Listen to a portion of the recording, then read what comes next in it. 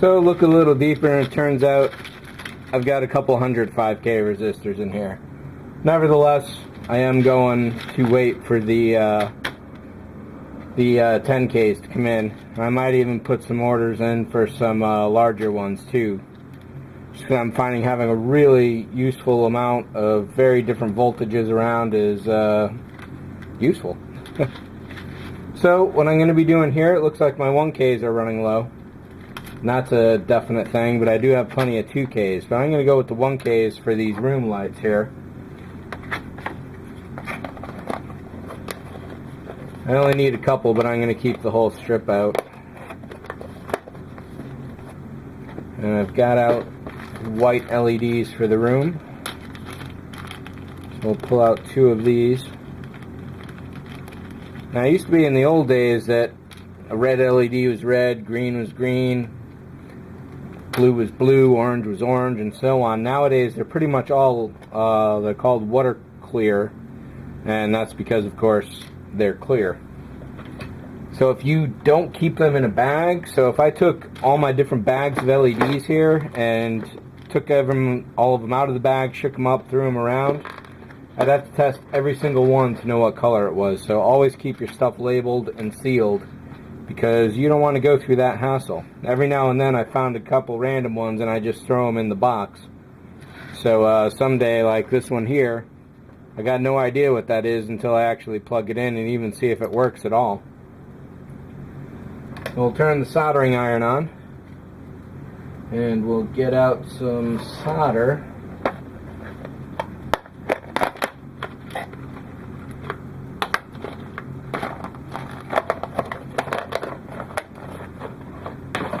And we'll need some wire as well, of course.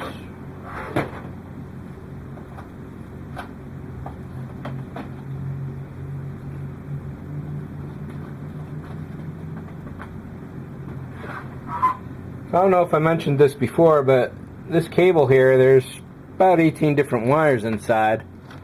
And this is actually an old printer port cable for a computer printer. It was something like 20 pins, so I guess it must have been 18 pins if there's 18 wires in here. And I've cut them all into approximately 1 foot lengths. 25 feet at 18 wires gives you 400 something feet of wire. Very useful stuff.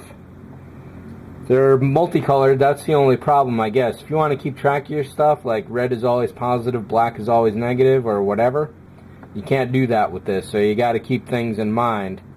But we do have a couple reds here.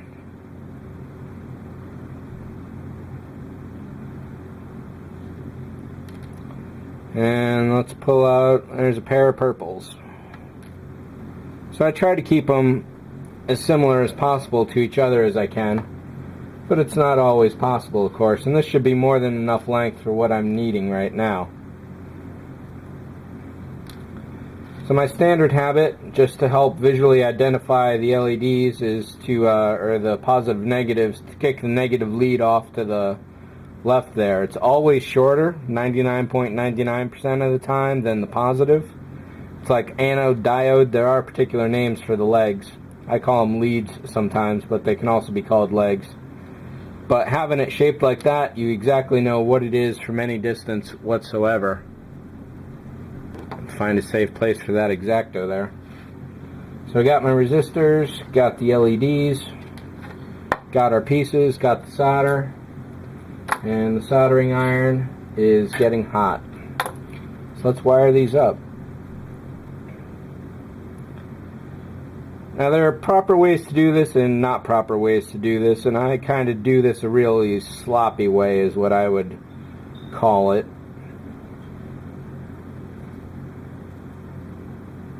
First of all, one of the most important things about electronics is being consistent. So I always put my resistors on the positive leg. I try as much as possible to always keep my wires the same colors so that I've got something of an idea, or I've got a way to quickly and visually ID the differences between things. And oftentimes I'll either keep a lot of leg on the resistor and the LED. Sometimes I'll trim it short. Doesn't really matter too much. In this case, I'm going to use the legs to help me actually seat the LED in here by gluing the legs to the plastic. If I tried to glue the LED to the plastic, then it would be much more difficult to get out of there if the LED ever broke or anything. Like in this case, you'd probably want to, after you soldered this joint, is to cut all that off, but usually I'll just wrap it all the way around to ensure the best possible connection. It's overkill.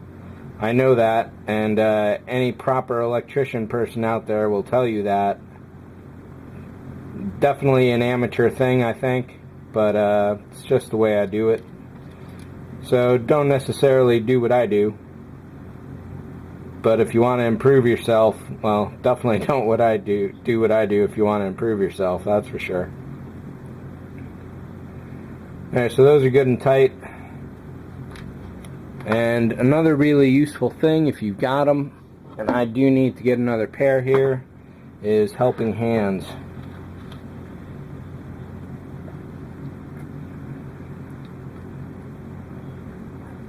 Let's actually strip off a little bit of wire here.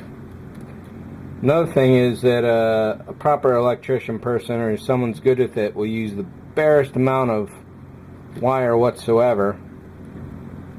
I'm opposite. I like to use as much as possible, and it's definitely not proper. Could be amateur.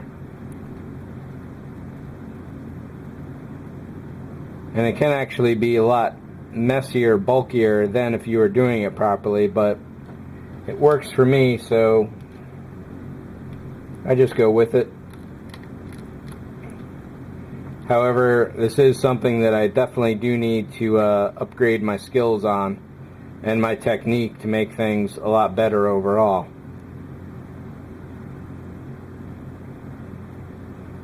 Alright, so this one is ready to go. Let's get that in there, make sure we're still in shot. Yep, alright. See if the soldering iron is hot enough yet. Just about. Usually want to just get a little bit of solder on the tip there. But basically when you're soldering, one of the better ways to do it is to put the soldering tip on one side and put the solder on the other. And then as everything heats up, the solder will simply soak through your connection.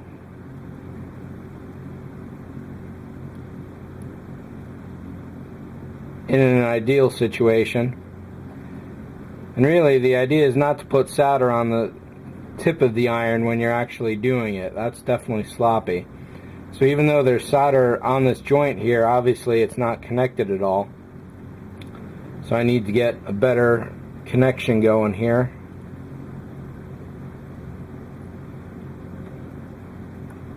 It does take a while for this iron to heat up, which is kind of surprising. Once you start getting too much solder on a joint, then you're actually in trouble, because that can interfere with the connection.